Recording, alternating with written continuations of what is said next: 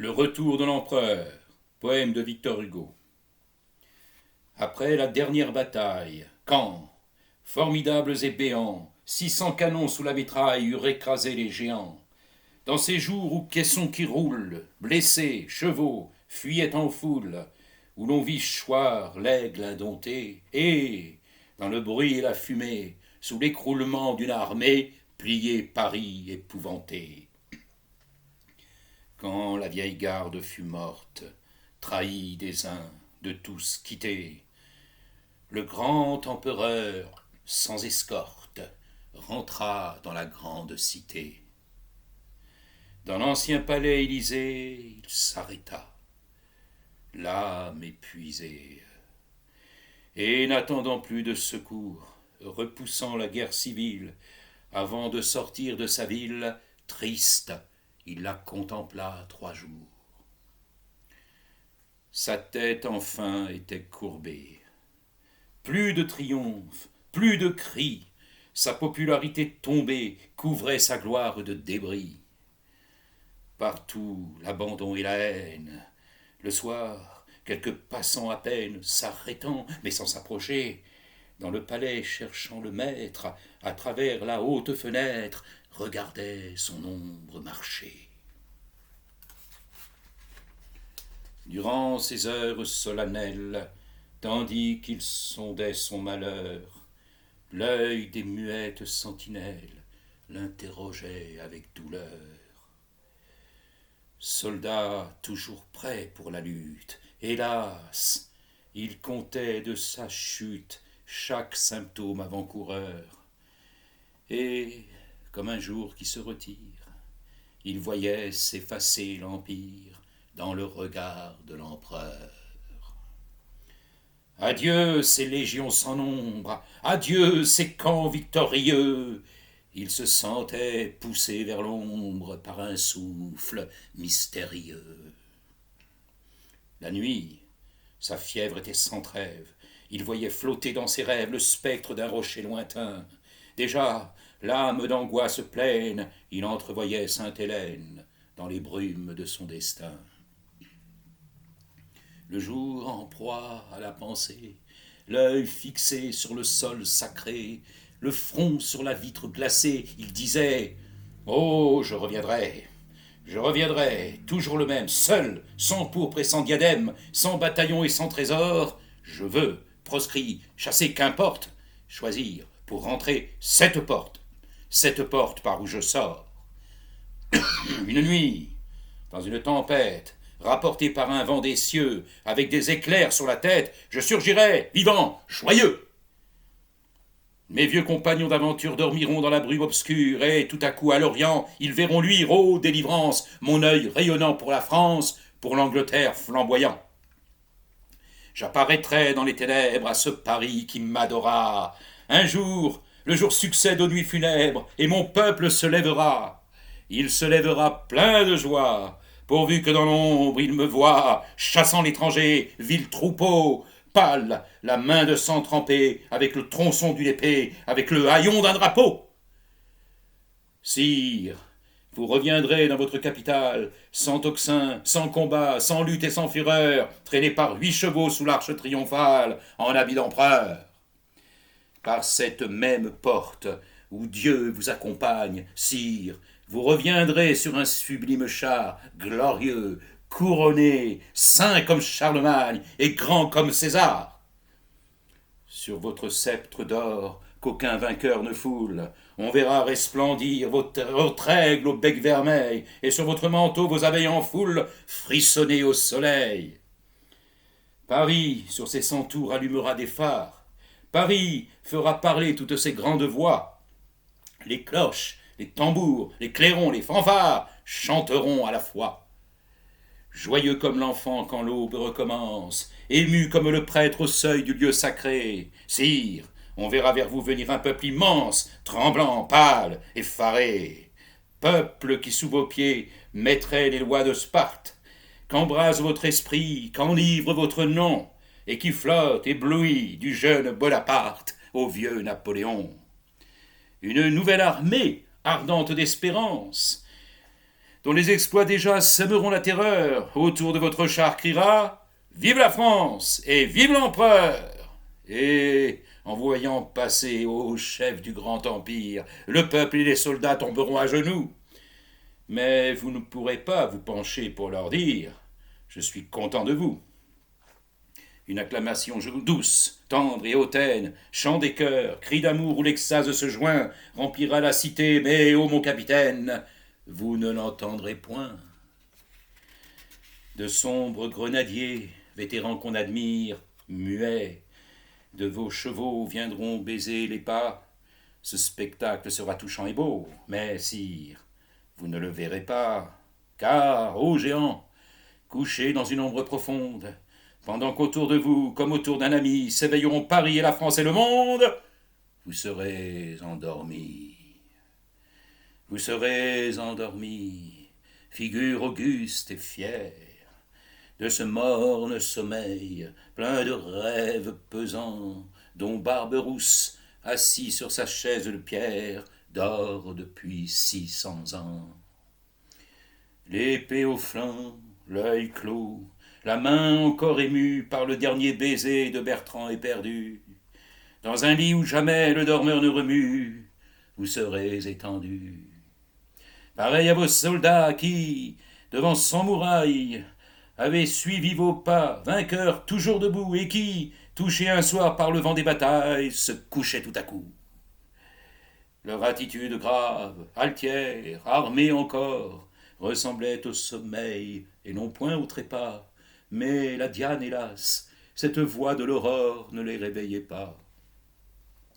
Si bien que, vous voyant glacé dans son délire, et tel qu'un dieu muet qui se laisse adorer, ce peuple ivre d'amour, venu pour vous sourire, ne pourra que pleurer. Sire, en ce moment-là, vous aurez pour royaume tous les fronts, tous les cœurs qui battront sous le ciel. Les nations feront asseoir votre fantôme au trône universel. Les poètes divins, élites agenouillées, vous proclameront grand, vénérable, immortel, et de votre mémoire, injustement souillée, redoreront l'autel. Les nuages auront passé dans votre gloire, rien ne troublera plus son rayonnement pur. Elle se posera sur toute notre histoire comme un dôme d'azur. Vous serez pour tout homme une âme grande et bonne, pour la France un proscrit magnanime et serein, sire, et pour l'étranger, sur la haute colonne, un colosse d'airain. Vous, cependant, tandis qu'une pompe sacrée mènera par la ville un cortège inouï, et que tous croiront voir revivre à votre entrée un monde évanoui, tandis qu'on entendra près du dôme où des sombres gardent tous les grands noms dont Paris se souvient, rugir les vieux canons comme des dogues sombres quand le maître revient, tandis que votre nom, devant qui tout s'efface, montera vers les cieux, puissant, illustre et beau, vous sentirez ronger dans l'ombre votre face par le verre du tombeau. Sombres événements, héros, noirs messages, masques dont le Seigneur connaît seul les visages, que vous parlez parfois un langage effrayant. Oh, n'arrachez-vous pas au livre de Dieu même ces feuillets ténébreux, pleins d'un vague anathème, que vous nous jetez en fuyant? Rien n'est complet. À tout, il manque quelque chose. L'homme a le pilori, l'ombre à l'apothéose. Ces héros sont trop grands, un même sort les suit. Hélas, tous les Césars et tous les Charlemagnes ont deux versants, ainsi que les hautes montagnes. D'un côté le soleil, et de l'autre la nuit. Et quel temps fut jamais plus grave et plus sévère? Le Christ déraciné tremble sur le calvaire. Oh, que d'écroulements! Tout chancelle à la fois, tout plie et rond, les grands sous la charge des haines, les rois sous le fardeau du sort, les lois humaines sous le poids des divines lois.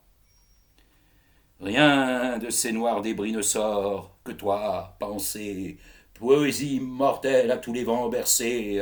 Ainsi, pour s'en aller en toute liberté, au gré de l'air qui souffle ou de l'eau qui s'épanche, teinte à peine de sang, la plume chaste et blanche tombe de l'oiseau mort et du nid dévasté. Sainte-Hélène, leçon, chute, exemple, agonie. L'Angleterre à la haine, épuisant son génie, se mit à dévorer ce grand homme en plein jour, et l'univers revit ce spectacle homérique, la chaîne, le rocher brûlé du ciel d'Afrique, et le titan, et le vautour. Cependant, ces tourments, cette auguste infortune, cette rage punique, implacable rancune, faisant saigner d'en bas le grand crucifié, ces affronts qui tombaient sur toute âme hautaine, comme un vase profond où coule une fontaine, emplissaient lentement le monde de pitié. Pitié des nobles cœurs, cri de toute la terre, qui t'irritait dans l'ombre, ô geôlier d'Angleterre, car l'admiration de son feu souverain endurcit l'homme vil, amollit la grande âme. Hélas! Où pleure un brave, un lâche rit. La flamme sèche la fange et fond les reins. Lui, pourtant, restait fier, comme un roi chez son hôte. On l'entendait parler dans son île à voix haute. Il rêvait, il dictait d'illustres testaments. Il repoussait l'oubli dont l'exil s'enveloppe, et, quand son œil parfois se tournait vers l'Europe, il en venait encore de grands rayonnements. Un jour, l'âne, assoupi, tressaillit sous son dôme. Les 4 aigles pensifs de la place Vendôme frémirent en voyant passer un noir corbeau. On regarda. La nuit était sur Sainte-Hélène. Un guichetier anglais, sous son impure haleine, avait éteint le grand flambeau. 20 ans il a dormi dans cette île lointaine, dans les monts, près d'un saule, au bord d'une fontaine, sans affront, sans honneur.